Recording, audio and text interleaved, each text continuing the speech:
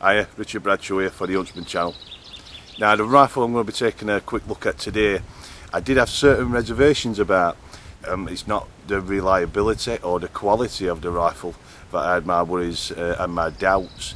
It's the electrical innards of the rifle, basically the brain that makes the rifle tick. What's the rifle? It's the Daystate Airwolf.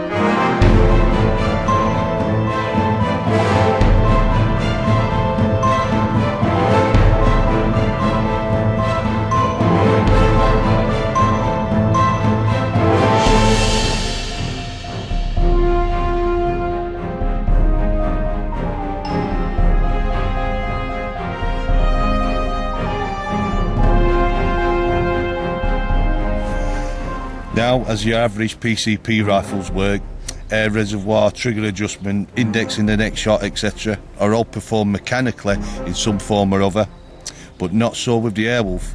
The brains of the rifle, in here, takes care of all that, and it's this what makes this particular rifle stand out from the PCP crowd. Now this all sounds impressive on paper, but how will this equate to accuracy and reliability in the Airwolf? Let's have a quick target session. The targets will be my trusty squirrel knockdown, which I will place at 20 and 30 yards. And I shall also be using paper targets at 40 yards. Be interesting what groups the Airwolf makes at this distance. The rifle 0 is 30 yards and the calibre is 177. First up, 40 yard paper targets, 10 shot strings on each target.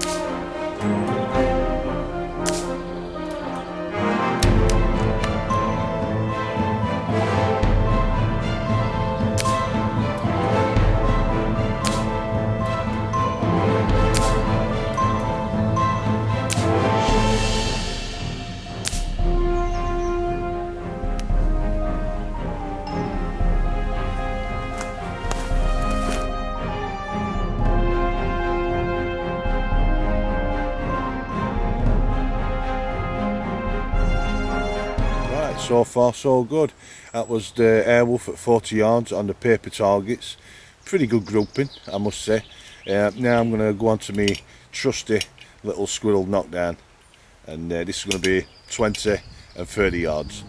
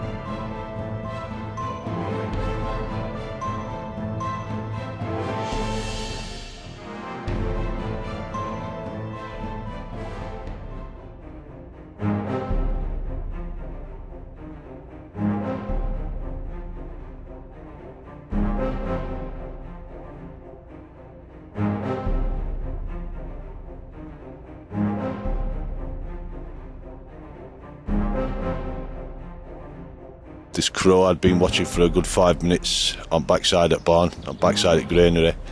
Just could not, he just would not hold still for the perfect head shot. Just before he goes down, I did take the chest shot and it did dispatch him. Now, while out and about with the Airwolf, I come across wood pigeons, these two wood pigeons in this tree, about 15-20 yards. Could not get the perfect shot on it, too risky for a ricochet, and not only that, the wood pigeon had got its backside to me. I did move to try and get a better shot, but the wood pigeon took off. And as you can see around the farm, we've got various pieces of equipment, expensive pieces of equipment. I do come round here with the rimfire rifles, and but I do find for the close quarter work round the farms, air rifle is definitely the way to go. Not only that, I do a lot of inside barn shooting, and a lot more forgiving than a rimfire rifle, the 12-foot-pound air rifles. And it was on a shoot that I just recently acquired. I came across this myxomatosis, terrible disease. Very rare I do come across it, but on occasions you do find when the rabbit population does explode, myxi will set in. As you can see on this rabbit, she's totally blind, she's got lesions, and she's got some first signs of swelling.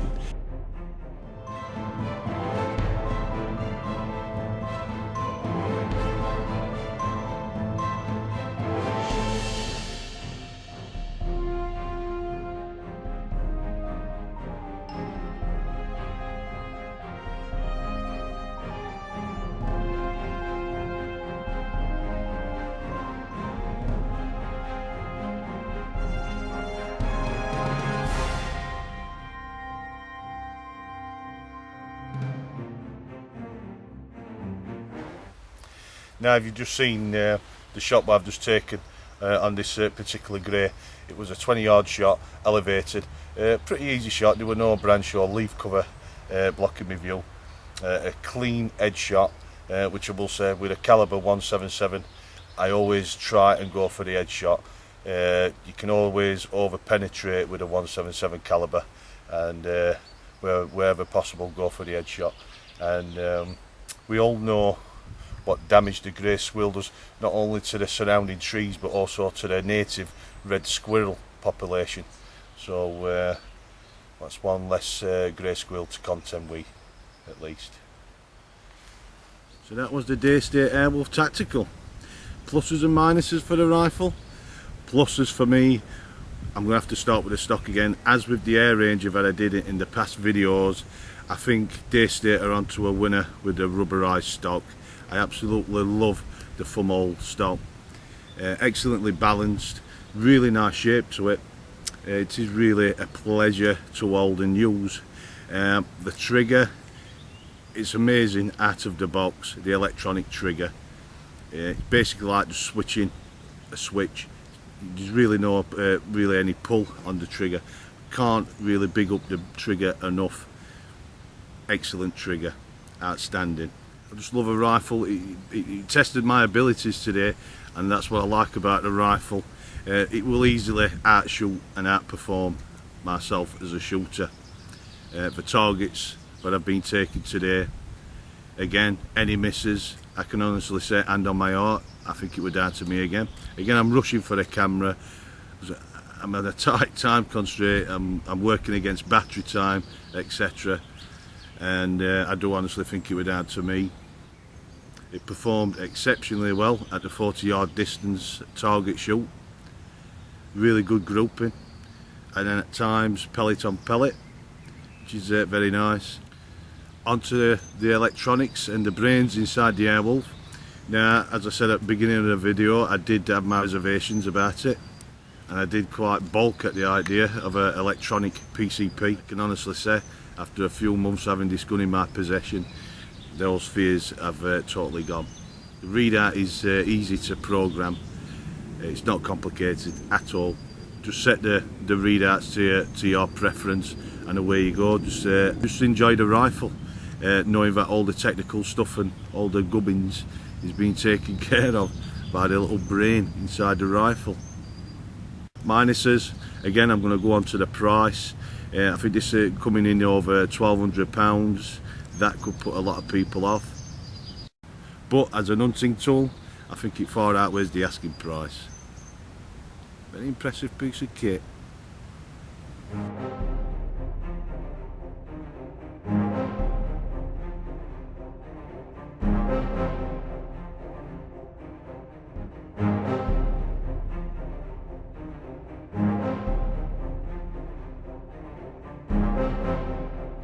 Now before I go, I would like to thank again Malk Bernard of Country Pursuits TV again. Without his help I would not be reviewing this Daystate Airwolf. Cheers Malk, you're not having this one back this time though, I'm afraid. I've moved address, you won't be able to contact me on my telephones either, so cheers Malk, thanks a lot. But do check Malk's videos out at the end of the video. Do click the link, click the subscribe and like button.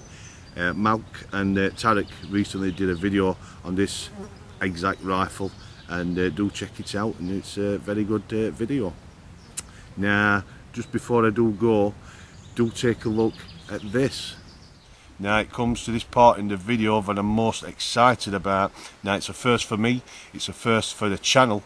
Now after reviewing the Daystate Airwolf tactical rifle, I was absolutely impressed by the electrical innards of the rifle that I decided to adapt my BSA R10, and here it is, the BSA R10 TDK.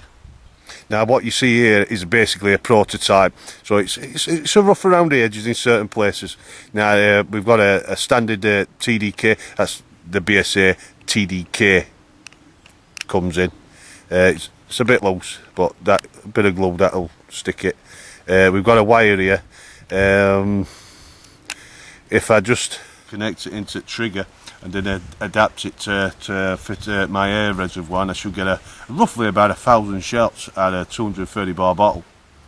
But it is only a prototype, guys. I mean, come on, what do you expect? Now if BSA do go all electronic, remember where you heard it first. I'm Richard Bradshaw for the Huntsman channel. Thanks for watching. Until next time, happy hunting, be safe, see you later, bye bye.